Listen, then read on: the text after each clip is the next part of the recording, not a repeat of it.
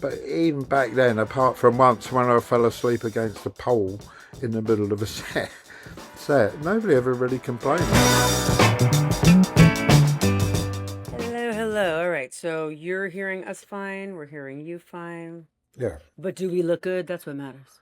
Well, you look all right. I look like some old bloke. But I am an old bloke, so... So where are you then, Kat? I'm in the Algonquin Hotel in Midtown Manhattan. Oh, I know the Algonquin. Do you? I used to stay at the Iroquois quite a lot when it was a dump with people like Iggy Pop and all that lot. But if you wanted to meet somebody, you would go to the Algonquin. But the first time I went in there to the bar, they said, well, welcome, but you can't come in because you haven't got a tie. And I said, well, I'm only staying next door. I'll go and get a tie. And they said, wait, we have a tie for you. Yeah, secondhand ties. I love it. It was. And what surprised me in New York was, in England, you always get a measure, right? But you get a lot. They keep pouring while they're chatting to you. And then also, if you buy a couple of drinks, the bartender buys you a drink. Nice. Well, we don't do that. It kind of leads you astray a little bit. Yeah. Yeah. So you want to talk about like sex, drugs, and punk rock? We can have a go. The thing is if you've really applied yourself to it properly, you can't remember it too much. Oh, I know. You know, people say, I stopped drinking on such and such a day. I can't remember when I stopped. I was drunk. Right. Right. Or I never would have made that terrible choice to stop drinking if I wasn't wasted. That's exactly how I feel. So, I'm glad you just kicked off with that because I've been sober from alcohol for 11 years. Right. Good for you. And I'm just starting to really regret that I don't remember so much of my 20s. Like I would say 8 good years I've lost. And now in fact, today's my birthday. I'm 53. Oh, happy birthday. Thank you. And I'm starting to feel a little regretful of the time I lost. Well, you can't do that. Tell me. It's just the way it was.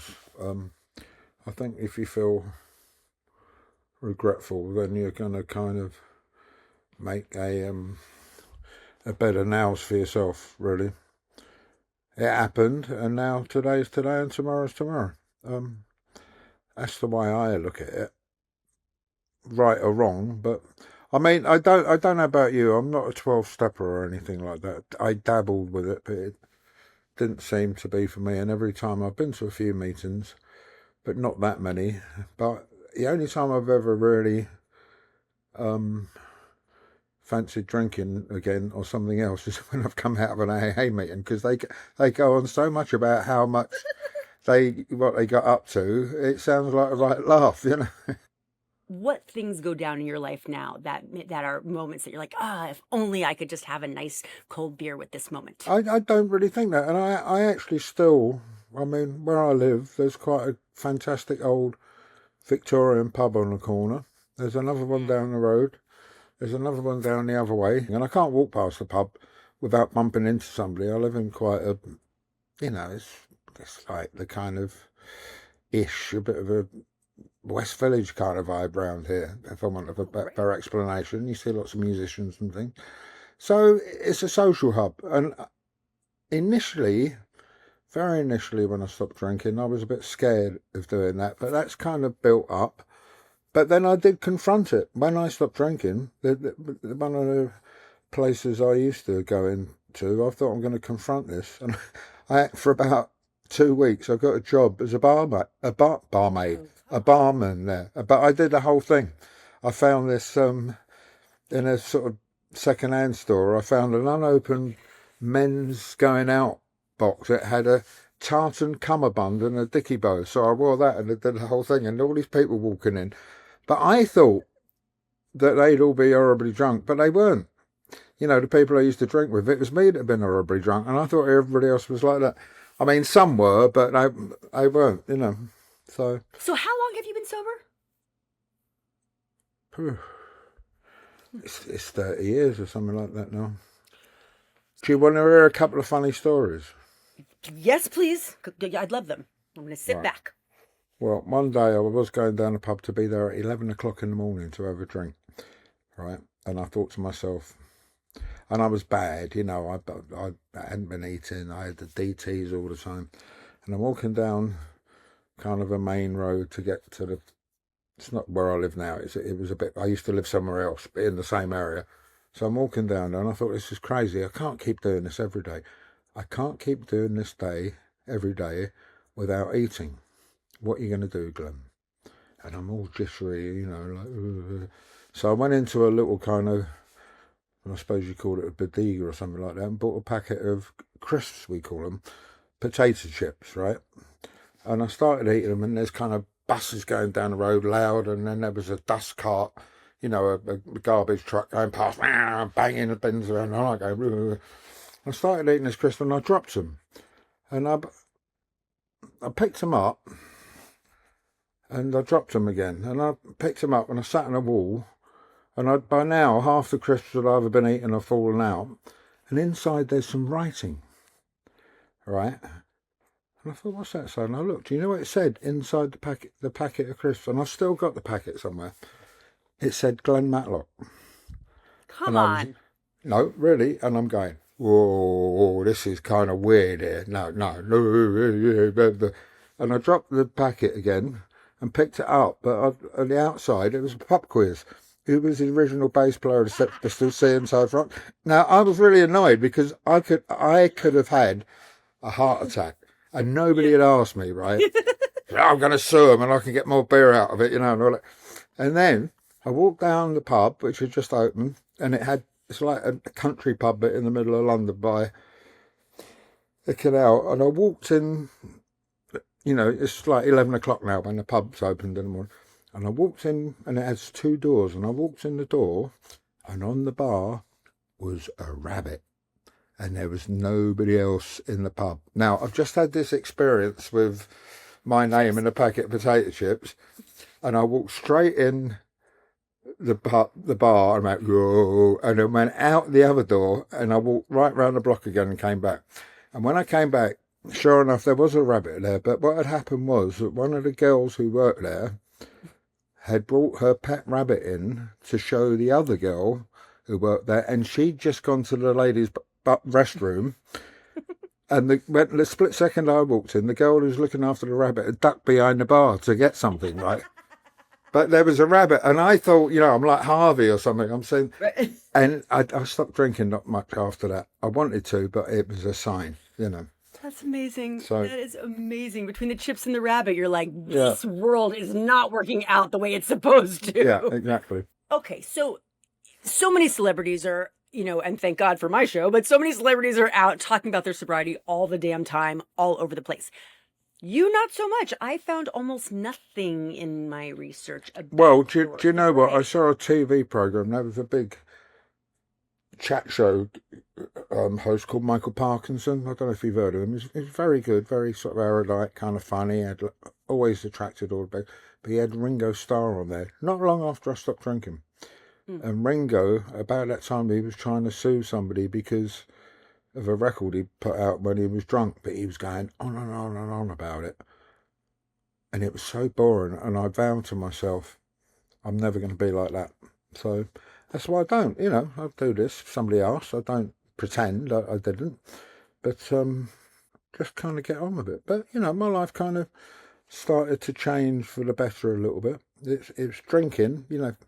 I've been famous for doing the Pistols thing, and I've been busy with the Rich Kids, and I was playing with Iggy Pop, and then so I started doing a couple of other things that didn't kind of work out, and then you have a drink because they're not working out, and then people see you out and about, you know, a bit sloshed, and you're talking a record deal. In fact, there was one thing, I was going to sign a deal, like a solo deal with RSO, which was a record company over the Robert Stigwood organisation. And it was just pretty much nearly at the signing stage, and I went out the night before and I bumped into Steve Jones. Now, Steve Jones is very pro doing what you're doing, you know, and he goes and speaks at AA meetings, good for him. But he wasn't sober then, and I hadn't spoken to Steve, and I thought, oh, hello, you know, and he wouldn't speak to me, you know, because of what had happened before, and it really hurt me and upset me.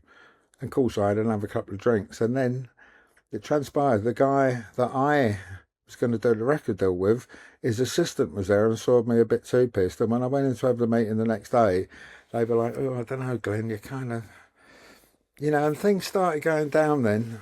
And I got a bit of a reputation and the phone stopped ringing, you know. So, but when I stopped, not immediately, but things started picking up a little bit. And it doesn't always happen, but you just got to kind of pick your little battles like that. It's still a lot, though, when you're in the middle of the music scene like that.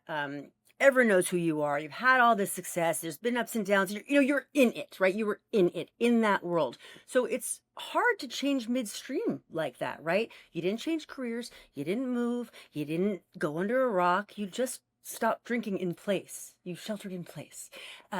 Was that incredibly challenging? Well, it wasn't easy.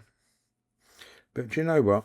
You're not really supposed to mention things, but he's kind of proud of it all. It's about 12 years ago now. And I was fortunate I got to play with a version of my all-time favourite band, which is the Faces. Ah. Right? Rod Stewart didn't do it, sadly, but an English guy called Mick Hucknall did, but it was Ronnie Wood, Kenny Jones and Ian McLagan. Anyway, the first day Ronnie didn't turn up. And he'd been in all the papers for running around with this Russian girl and stuff. And they didn't know what was going on. It was kind of weird. And they got annoyed, Kenny and Ian McLagan. And it was out in the countryside, like a real rock star's mansion. And we was going to rehearse in this Tudor barn that had been disassembled and moved there. I mean, it was like real that kind of thing. And the next day, Ronnie turned up and he was there before me, and I walked in and he came running up to me. He said, Glenn, I hear you're on the wagon. I said, yeah. And he said, me too. And I said, good for you. You know, how long you done? He said, a week. And he had his little yellow keyring thing. And he said, how long you done? And back then it was about 22 years. I said, 22 years. And he went, how did you do that? And I just looked him in the eye. And you're going to have to excuse my Anglo-Saxon, but I said, Ron, I was fed up with making a cunt of myself. And he was like, and that was it, you know, and he kind of got it. And that's basically what I was fed up making a fool of myself, you know. So if you were that to him, who was that to you? Who was the person who said something or took you somewhere or there was never one person. I like to think maybe it was the bloke who owned Smith's Crisps. You know, he sent me a message. You know, in the Blues Brothers, when they get out of jail and they go around to the bar to try and get the band together, and there's a scene when there's a Aretha Franklin, and you know they want to get a hold of Deke or something, and he's not there. And you know, you guys are no good. Well, can we leave him a message? Yeah. Well, you know, we're on a message from God to get the band back together again. Well, I didn't think it was a message or a mission, but I think somebody was sending me something, even if it was the guy who owned a savoury snack company. Have you followed up with them to let them know how pivotal those crisps were to your... Well, the thing is, they've been and gone now. They got bought up by another company called Walker's. But I've still got a packet, and I would put it on the wall. But the thing is, I don't know what side to put out, because it's cheese and onion flavour. I think the closest you get is chives and cream. But my name's on the inside, so it's like, what side round you put it? I think the miracle is inside. Yeah, but then if somebody comes to my house and it's got my name written on the wall, I think I'm a bit conceited. Yeah. I think what I should do, I should get a big piece of double-sided perspex. You know, you could see the question on one side, and if you went round the other side, you could see the answer. I'm the answer. I love it. You just made me think of something, because you know, you're so well known that you're inside a chip bag. You're well known for this, you know, crazy rock and roll lifestyle, punk rock. Has anybody ever tried to challenge your sobriety? Like, come on, man, you're not really. Just have one. Because they want to be the one that got Glen Matlock to drink? Not really. I think most people have been a bit cool. People say, oh, you're a bit boring these days. And I go, well, do you know what? Sitting here watching you get drunk is kind of pretty boring as well, so I'm off. Pretty boring, yeah. I'll see you next time. Yeah. You know. I say the thing is, when people are drunk, they repeat themselves. And do you know what they do then? They repeat themselves. And the other thing is, they repeat themselves, you know. And themselves. it's like, yeah. I know. I thought I was so charming when I was drinking, and it turns out it couldn't be farther from the truth. Yeah. But on the other hand, I did have a laugh, though. Just what I can remember something. There was a bar around my way that had bands playing. There's lots of musicians live around this way who would just play for the hell of it, you know. And I come out at 4 o'clock in the morning. Sun's beginning to come up. A bit too far to stagger home. And there's a canal there. And there's a little bridge that goes over it. Uh-oh. And there, well, no, I didn't go in the canal. There was a car. And I thought, oh, great, a minicab. Got in the car. Weren't a minicab. It was a police car. And I went, hello, Glenn. And they took me, but not home. They took me to the police station. It was always daft things like that. But it was, you know, it wasn't heavy or anything. And I didn't end up in Rikers. But it was kind of funny, but it was just stupid. So, And in fact, one of the guy, the other pub where I ended up working in for a bit, the guy who ran it, and he come in all like, oh, hello, Glenn. He said, I went to see a movie last night and you was in it.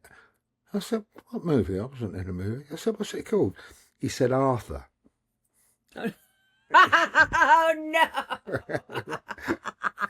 Nobody wants to hear that. Arthur or Arthur 2 on the rocks? No, it's Arthur. It's the first one, you know. That's awful. That's awful. That's what I was like, a nitwit, you know. You must have been a working musician, you know, by that point, because you were quite young, right, when you started playing. How did the drinking affect your music? I think I always played all right, really, you know. Then how did getting sober affect your music? Don't know, perhaps it came a little bit more, I was going to say introverted. I don't think that's the case. I think I just play the way I've always played, really. And in fact, maybe now it's my main kind of release. But perhaps I put a bit more into it.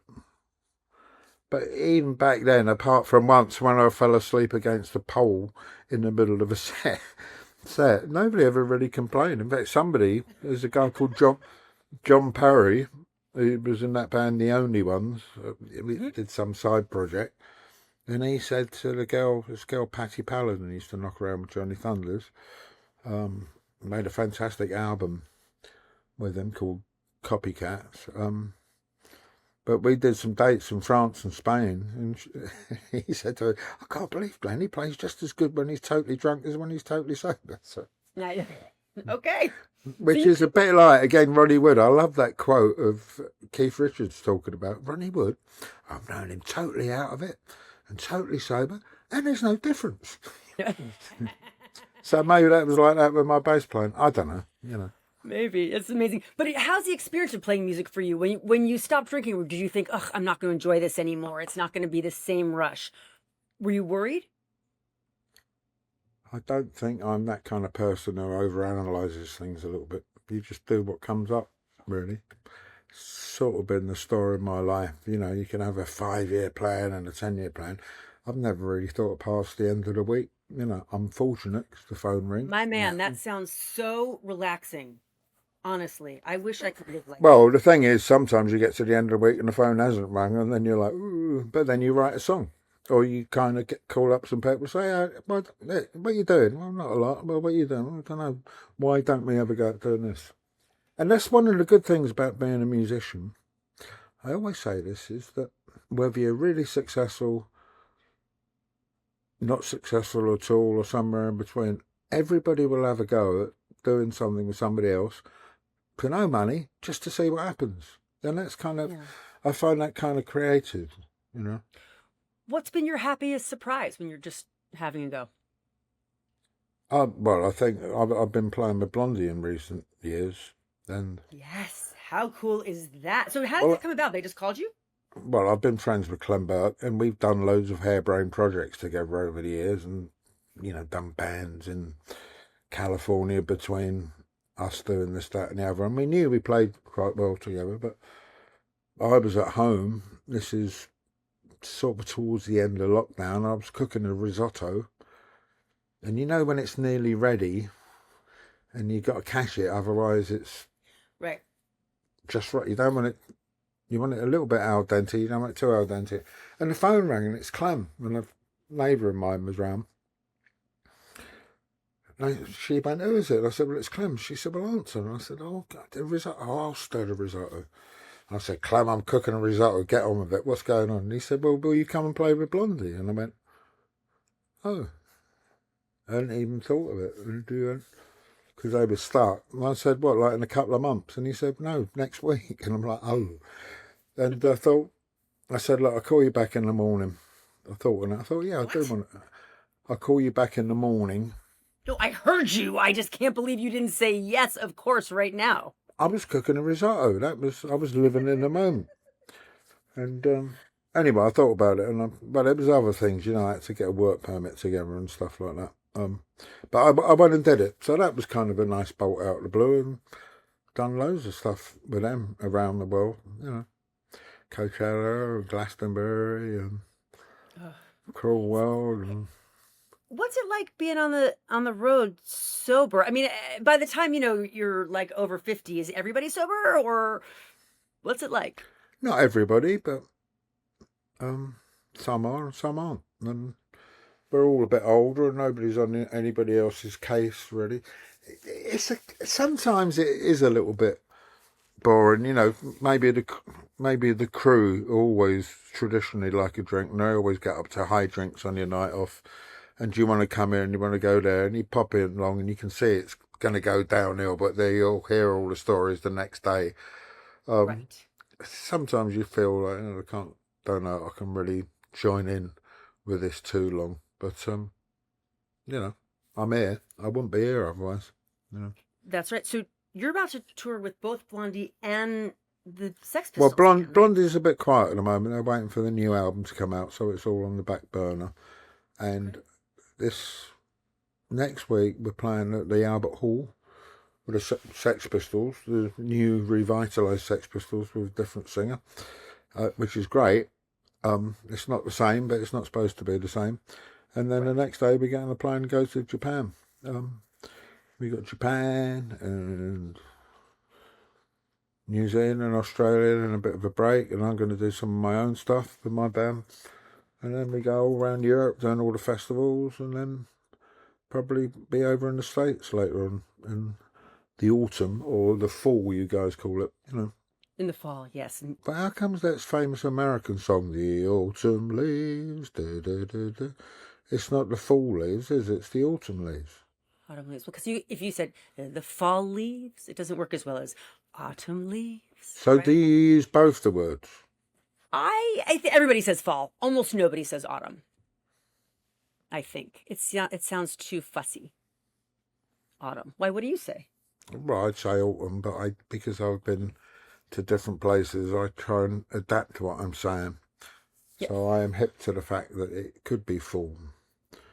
But they say then you get good words, you know, like autumnal. That's a fantastic word. That, you know, when all the leaves are turning sort of gold and red and stuff, like you get in New England and they're falling, and there's mists coming in, and then you still get a nice warmish kind of day, but it's not going to be like that all day long. But that's kind of autumnal, you know. And you can go home, and you possibly could have had a hot toddy back then, but you have a nice cup of tea and a biscuit, you know, does the job. Right. But it's a romantic time of year. I agree with you. Is autumn your season, or are you more of a No, I'm just thinking that it's a good word. It is a good word. Autumnal. Do you have a favorite word? Well, that is that one at the moment. That's it, yeah. No, actually, my favourite word at the moment is soppy, which is did you know that word, soppy? It's like a cross between silly, stupid, dopey, ridiculous, and I think lots of things that are going on in the world. I don't know what you think of him, but I'm not. Gee, I can't imagine what you think is going awry in our world these days. It's just business as usual over here. Well, I don't know. Some of the kind of right-wing types we've got, I think they're all a bit soppy, really. You know, there you go. I'm going to pick up that word then. So, since you opened that door, let me ask you, how are Americans looking from your vantage point across the pond? bit soppy, really. Yeah. Yeah. There's the ones who voted for who you got now. Who knows what's going to happen? I don't know. Perhaps he is really clever. It don't seem like he is. There's the ones that voted for him are particularly soppy, and there's the ones that didn't vote against him hard enough are a bit soppy as well. We're in a really weird place, man. This never been like this in my lifetime. Yeah, but you know, it was all predicted. When Right? when Trump first came out as a politician, I mean, all those kind of horrible reality shows and all that, and You're Fired, I never watched that. It rots your brains. But when he started making a bit of headway as a politician, and I heard him talking, I thought he reminds me of somebody. Who does he remind me of? I thought, ugh.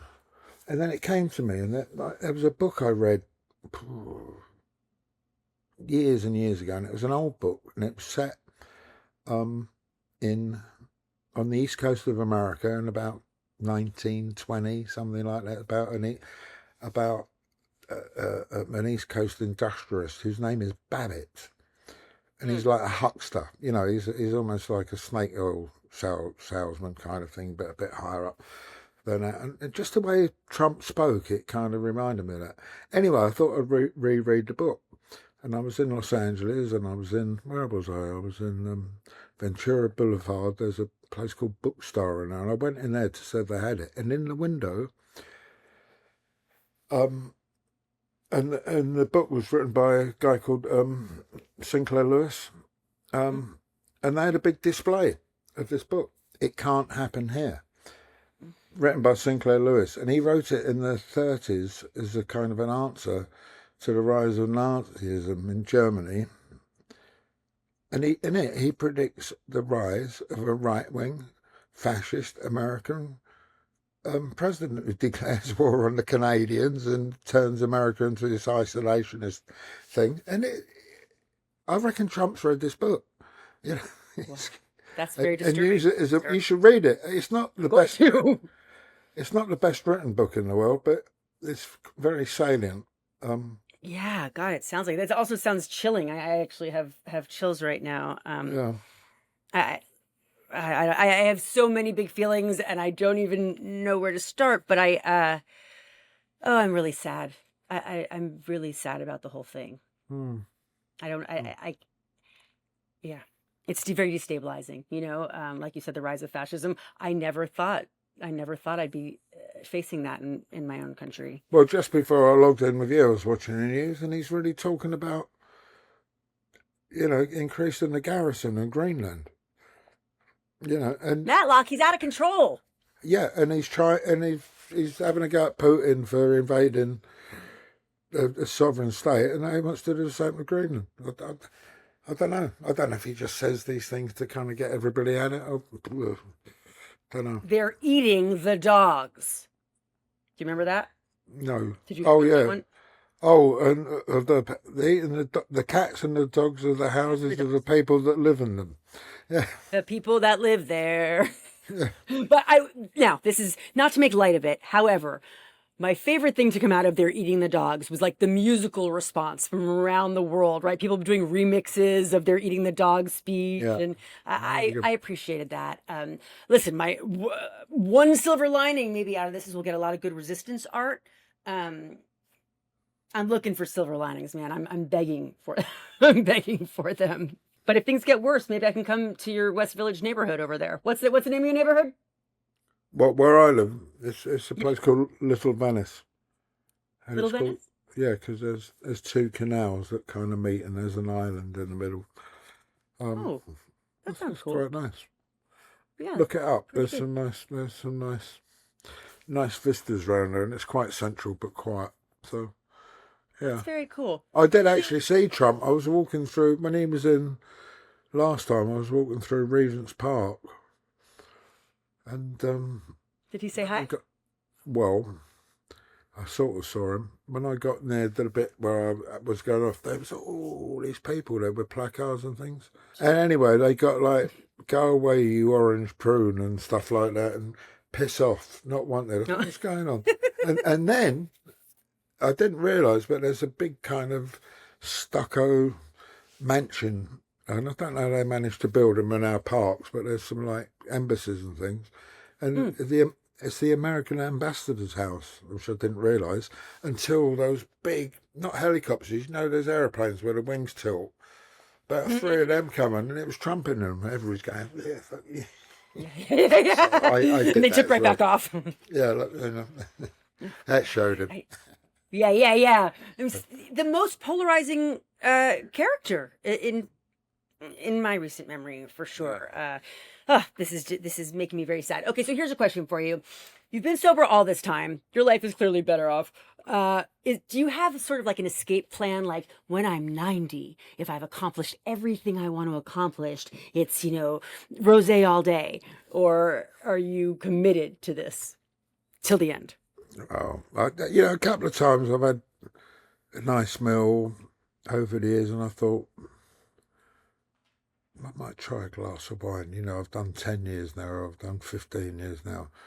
And I've had it, and I've gone like that. And I thought it was such hard work giving up that I didn't. And I don't want to go through all that again. So I've sort of scared myself a little bit of it. But what they didn't have when I was drinking is Guinness. They had Guinness, and then they had, you could get a cold Guinness, on the pump.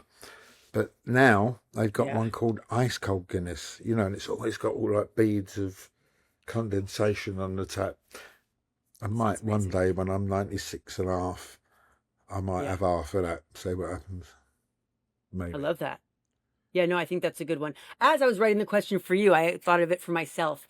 And I kind of feel like if I make it to 90 and it's all good, like everything's good, I'm going to start a pretty serious LSD habit. I've always wanted to do LSD, and I just feel like that would be my time. As I mentioned, today's my birthday. I'm just so grateful to have another birthday. I mean, I beat the odds so many times. Don't you feel that you beat the odds given your drinking career? Yeah, I guess so.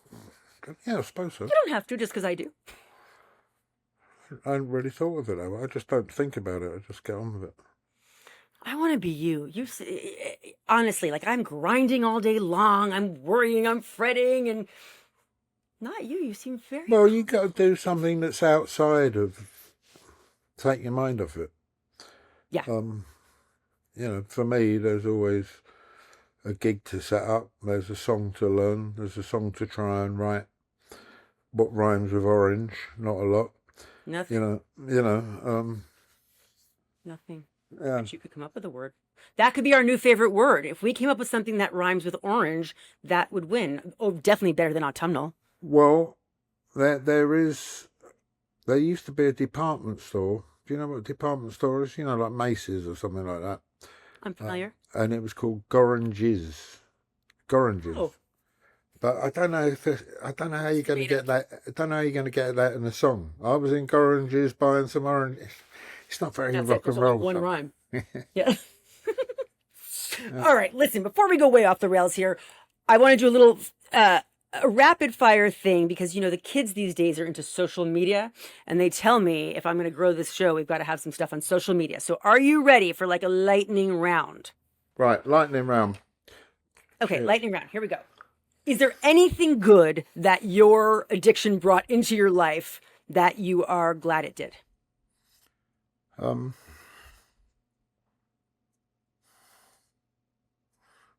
know. I don't know.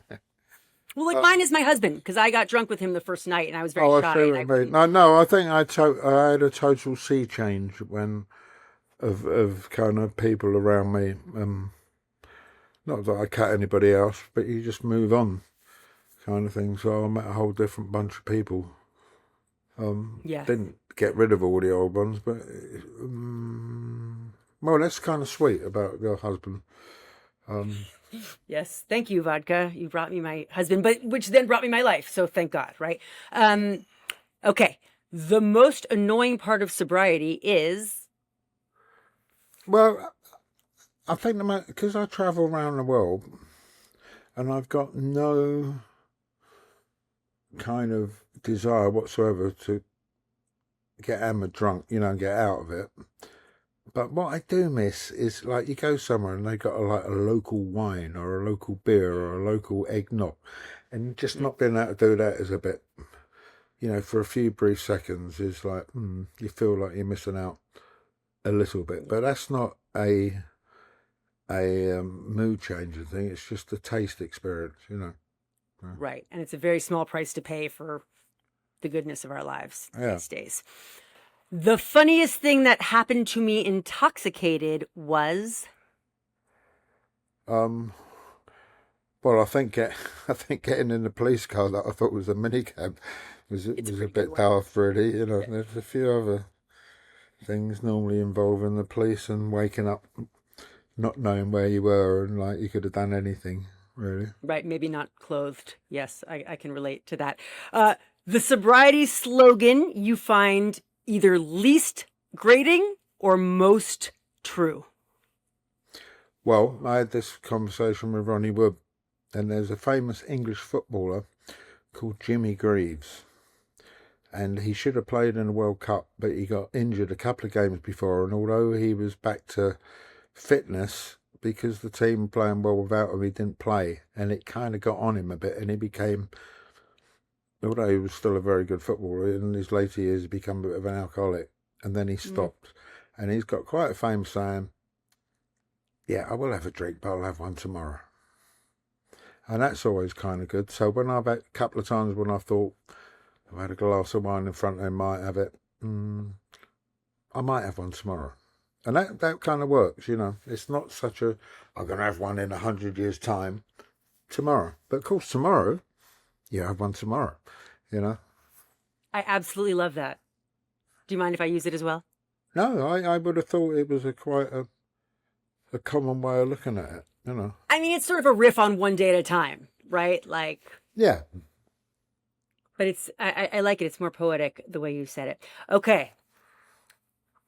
If there was a song that defined your addiction years, what is it? And what would be the song that defines your sobriety years? Oh, well, at the moment, through my mind, I've got a bunch of old drinking pub songs. There's an old English one they used to sing in the war called "Roll Out the Barrel, Let's Have a Barrel." It's a barrel of beer. You probably know that one. Yeah. Yeah, you're going, come on in, roll out the barrel, let's all get hammered, and that's what we would do.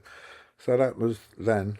Do I have a drinking and not drinking song? It's probably something to do with coffee, actually. I have kind of replaced my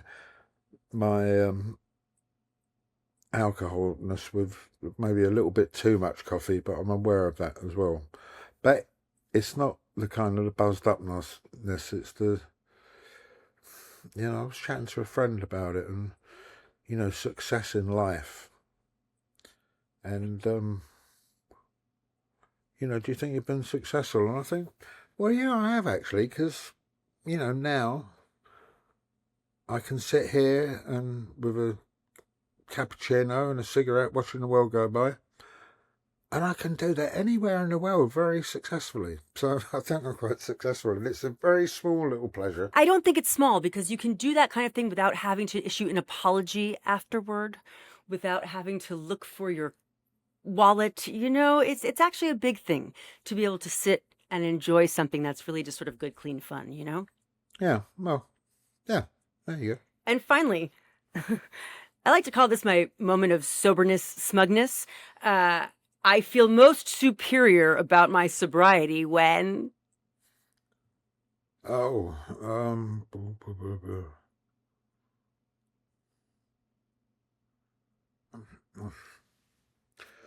don't know. When do I don't think I ever do feel superior, really. Each to his own. You are a saint on earth. I feel most superior about my sobriety when a friend has had too much to drink, and I can go, oh, God, what a bad drunk they are. Because it was always me. Yeah, well, I'm not kind of around. I kind of go and then go elsewhere, and then, So I don't stick around too much for that. Telling you I'm the only smug bastard here on this phone call? Sounds like it.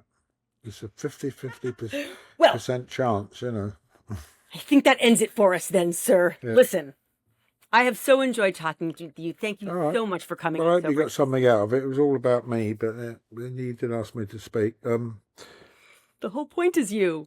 Right. Next time I'll be on your podcast, you can ask me a thing or two. All right then. Good. But all right. Thank you. Happy birthday. Thank you so much, sir. I hope we talk again. Yeah.